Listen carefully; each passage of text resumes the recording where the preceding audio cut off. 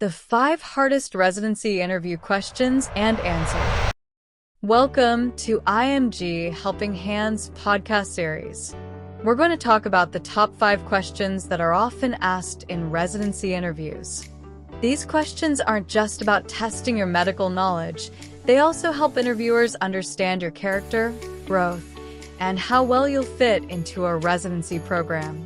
Interviews can be stressful, but with the right preparation, you can leave a great impression. We'll go through each question and give you practical examples of how to answer them. Whether you're applying for residency in the US, UK, or any other country, this episode will guide you in answering tough questions with confidence. By the end of this episode, you'll know exactly how to answer these questions in a way that shows your skills, growth, and suitability for the program. And remember, be yourself. Don't just give answers that sound good from a textbook. Authenticity is key. Let's kick off with one of the most challenging questions in a residency interview. What is your biggest weakness? This question can throw even the most prepared applicants off balance. You're expected to acknowledge a genuine weakness without sounding like it will affect your ability to perform as a resident. At the same time, it's an opportunity to demonstrate self-awareness and growth. Interviewers want to see if you're introspective enough to identify areas where you could improve and if you're proactive in addressing those weaknesses. This is not a trick question. They're looking for honesty, self-awareness, and growth. Avoid cliches like, "I'm a perfectionist," or "I work too hard." These may sound like you're dodging the question. Instead, focus on something genuine, such as being shy in group settings or needing to improve your time management skills. Don't just leave it at stating your weakness. Explain the concrete steps you've taken to work on it. For example, if you've had trouble speaking up in group settings, maybe you joined a leadership program or volunteered for presentations. While you should acknowledge your weakness, don't make excuses. Stay focused on what you've learned and how you've grown. And now let me share an example answer with you. In the past, I struggled with public speaking and often found myself hesitating to speak up in large group settings. Over the past year, I've taken deliberate steps to overcome this. I joined a local Toastmasters club to improve my public speaking skills, and I've taken leadership roles in group projects during my rotations. By practicing these skills, I've become more confident in expressing my ideas and participating actively in team discussions. So, this is your chance to highlight your self-improvement efforts. Show how you've turned a weakness into a strength. Now, let's move on to the ultimate question. Why should we choose you for this residency? This is your moment to shine. Think of it as your sales pitch. You're being asked to explain why you're the best candidate for the residency spot and why you're the right fit for the program. You'll want to be confident, but not arrogant. Interviewers want to know why you are the right fit for their program and what unique qualities you bring. This question allows you to demonstrate your skills, experiences, and personal qualities that make you stand out. Focus on your strengths and experiences that directly align with the program's values and needs. Whether it's your clinical skills, research background, leadership roles, or unique perspective, emphasize what sets you apart. Do your research on the program beforehand. Mention specific aspects of the residency program that appeal to you, such as specialized training, academic resources, or mentorship opportunities, and explain how these align with your goals. Back up your claims with concrete examples. Did you lead a team during a clinical rotation? Did you conduct significant research? Bring those experiences into your answer to show you have the practical skills to back up your words.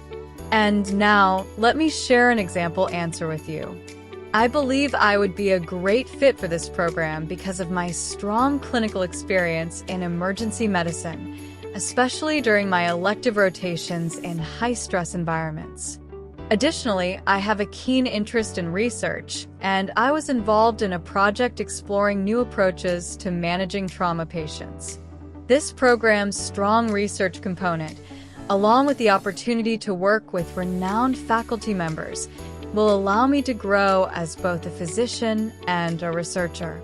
I'm eager to contribute my background and enthusiasm to your team.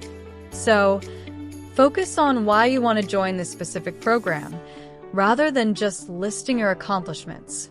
It shows you've done your homework and that you're genuinely interested in the program. Next, let's talk about the long-term vision question. Where do you see yourself in 5 to 10 years? This question aims to assess your long-term career goals and determine whether those goals align with what the residency program can offer. Why this question is asked. Residency programs want to know if you have clear career goals and if they align with their training opportunities. They're also assessing whether you'll be committed to the program and its specialties. How to answer. Be realistic. You don't need to have your entire career mapped out, but you should show that you've thought about your future. Align your goals with the program. Mention how this residency will help you achieve your career goals. Whether it's a specific skill you want to develop, a specialization you want to pursue, or the type of hospital environment you want to work in, make sure to tie it back to what the program offers. Show flexibility. You can mention that while you have a general direction for your career, you're open to opportunities and growth during your residency training. In the next 5 to 10 years, I hope to be a practicing orthopedic surgeon, potentially focusing on sports medicine. I would like to work in an academic setting where I can teach medical students and residents while continuing to conduct research on injury prevention. This program's strong mentorship and focus on both clinical training and research will provide me with the tools to achieve these goals. Keep your goals realistic and grounded in what the residency can offer, showing that you are committed but flexible. The next question deals with the tricky subject of gaps or setbacks on your CV. Tell me about a negative thing on your CV. This question can be uncomfortable, especially if you have a gap in your timeline, a failed exam, or a low score. It's important to approach this question with maturity and accountability. Why this question is asked. Programs want to assess how you handle adversity and setbacks. How you handle failure or difficulties will be important when you face challenges in residency. How to answer. Be honest. If there's a gap or a low score, acknowledge it directly without making excuses. Take responsibility. Show that you've taken responsibility for the issue and don't blame others. Explain how you've overcome it. The key is to focus on what you learned from the experience and how you improved.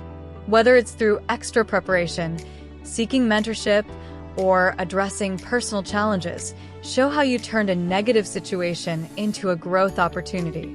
Example answer.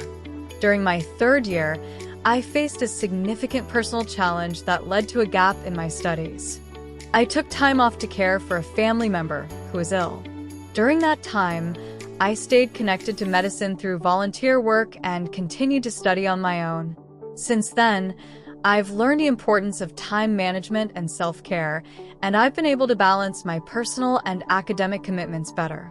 This experience taught me resilience and reinforced my commitment to medicine.